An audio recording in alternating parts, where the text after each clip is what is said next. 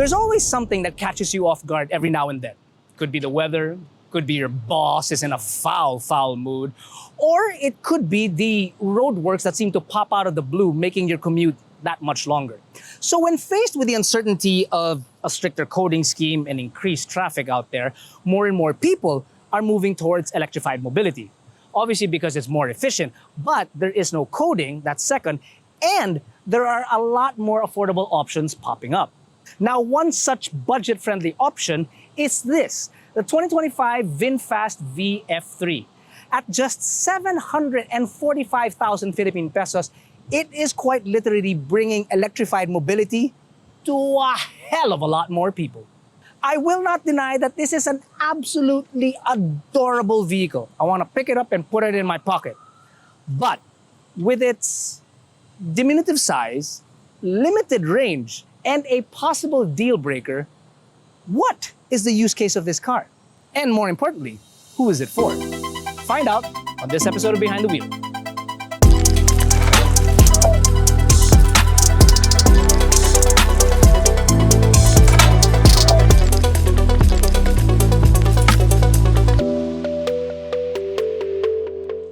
First, its power, which comes from an electric motor at the rear that produces 40 horses and 110 Newton meters of torque. The fact that it's rear wheel mounted does a lot for its character and driving dynamics, which we'll get to a little bit later. But first, that possible deal breaker. Come with me. The electricity comes from an 18.3 kilowatt hour battery underneath, which Vinfast claims through a DC charger, you can get from 10 to 70% in about 36 minutes. That's obviously with a DC fast charger. That will give you a full capacity of 210 kilometers. That's claimed. Realistically, on the road, Jack was doing roughly about 150 to 170 kilometers. That's like with the radio and audio playing and the air conditioning up high with the second passenger and stuff at the rear as well. The thing is, it can only charge with a DC connection. So most of the chargers at the malls and some gas stations are AC, limiting your charging outside of your home. Luckily, every purchase of the VF3 comes with a portable DC charger. So as long as you have access to a wall socket at home, you're good to go for all your errands around town. Okay. Open the damn umbrella. Every once in a while, do your job properly, okay? It's not going to kill you to be able to do this. Okay. What the hell is wrong with you? The exterior is undeniably one of its highlights. We found a lot of people looking at us as if we were in an exotic. It's got such a cool, cute appeal to it, and it's really no surprise that a lot of people are interested in it because, well, of the design. Up front, you get halogen projectors, sadly no LEDs. Down the side, you have 16s on 75 series tires. And one of the things I appreciate about the VF3 is that it has real normal-sized tires. It helps a lot with the ride, and it makes it look much better as well. Plus, it contributes to a generous 175 millimeters of ground clearance. Cargo. Well, there isn't much. You shouldn't expect much, really. Look, I don't even think those very, very skinny strollers will fit back here. We forced an umbrella and Jack's smaller bottle. Not even the bigger one could fit back here. So really nothing. But if you do fold the second row, then you're looking at about 285 liters of space. Big enough possibly to fit the balikbayan box in there. Yes, it is capable of large maleta as well, or perhaps a sack of rice. Really don't expect much, obviously, cargo space from a vehicle of this size because when have you ever seen a video where I'm bigger than the car? Rarely happens. But it is so cute, isn't it? Ang cute nitong kotse na to, grabe.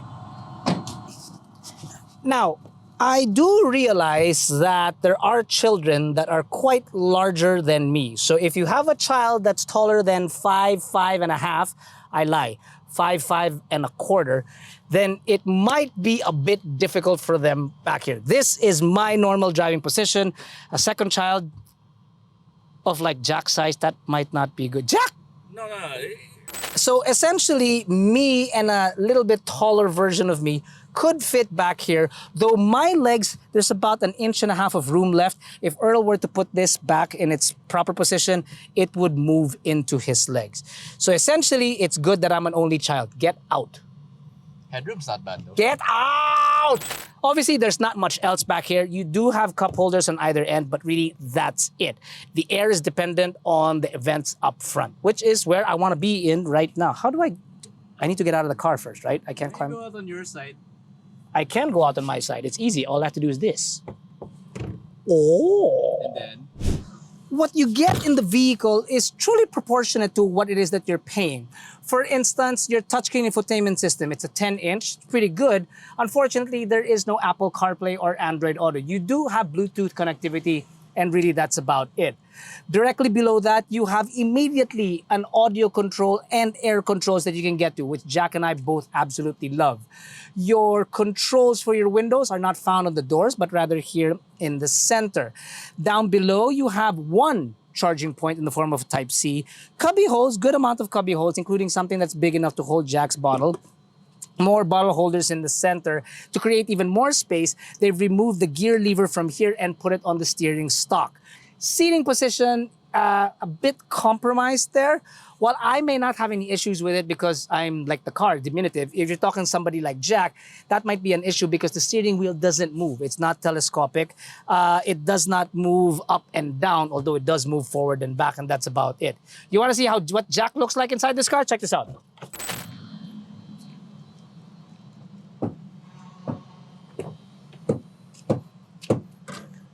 I wanted to move back more, but my feet get ngalay. You look like Magilla Gorilla. Or like when I had the espresso, you said I look like Mr. Incredible. Yeah, Mr. Incredible inside the car. But this does have a lot of headroom. It has a lot of Oh headroom. yeah, Yeah, it does have a lot of headroom. So not super Mr. Incredibly in that. There is one other thing that Jack and I seem to can't agree on, which is the key fob of this vehicle. Jack likes the fact that when you put it in your pocket, it stays in your pocket. I don't mind taking it out if it need be taken out. And in this car, it needs to be taken out. You need to take the key fob out when you first get into the vehicle, put it in this slot down here to be able to activate the car. Which that extra step apparently is just too much for Jack, and he's up in arms about it, and he wants to call to make World War III. I don't understand you. Okay, fine. Look, why don't we go out for a drive right now, talk about the rear wheel motor, the suspension of the vehicle, but before we do, please consider subscribing to our channel because we create all these videos to eat more healthy food like pho. Why? What's going on? How are you doing this? You're a very strong boy.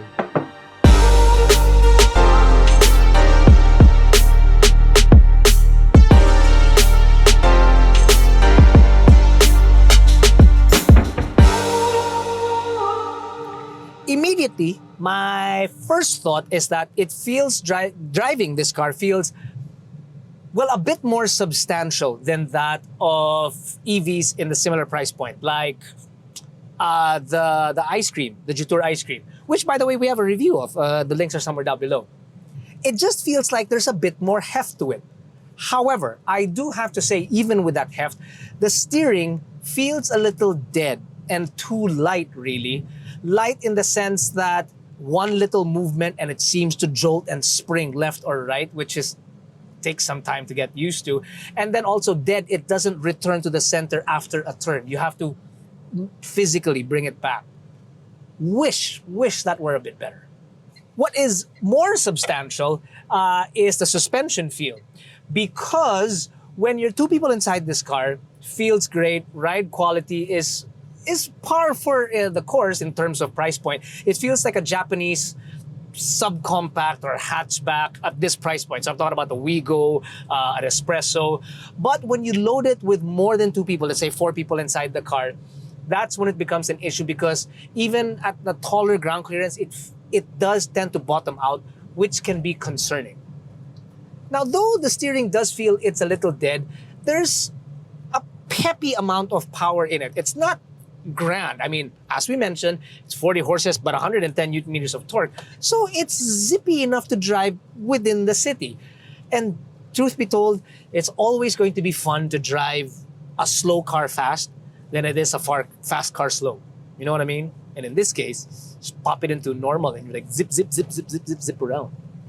In addition, it also maintains all the goodness that an EV brings with it, which is the fact that it's smooth power delivery, it's quiet because there's no engine, there's no knocking, it's efficient, and also there's no coding. Plus, this is the middle of summer right now, and the air conditioning of this car is like really good to a point where Jack and I actually have to turn it down every once in a while because it's that cold. Now, with all those pros and cons laid out, it really does bring us to our question at the beginning of the video, which is, who exactly is this car for, and just how would they need to use it? Well, And before I cut, there's one more thing I want you to mention. what? Side mirror. Oh, yeah. Wait, let me get the camera. Okay, folks, we're used to cars without power side mirrors. In fact, normally you'd have that stick that you move around here to move the mirror, right? And it would just move the mirror. In this case, there is no stick, and the mirror alone doesn't move inside the case, but rather it's the whole thing that turns, which is not exactly a bad thing. The only issue is that when you have the car washed and this thing moves a little, then you have to reposition it. Now, repositioning the one on the driver's side isn't an issue. It's repositioning that one that's an issue because I can't reach it. You just have to ask your passenger very kindly to move. Voice control. Tutun. Jack, move the mirror.